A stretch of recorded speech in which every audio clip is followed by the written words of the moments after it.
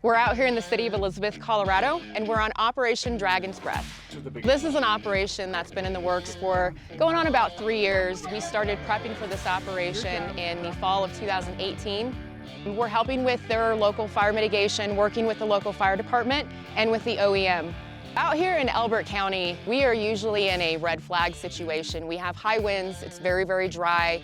We have tons of trees behind us, but we also have a lot of prairie lands. So fire mitigation is extremely important for areas such as these.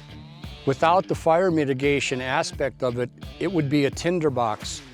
We're trying to do the common area that's visible to everybody, hoping that we can get the individual residents to think about maintaining their property a little better and cleaning out some of the brush and things like that. Over the last couple of years, the neighborhood association has been trying to self-mitigate the fire danger in here with the large trees. But now we've got help with Team Rubicon and their crew, and we're really making some great progress, taking down trees that haven't been mitigated for 25 years.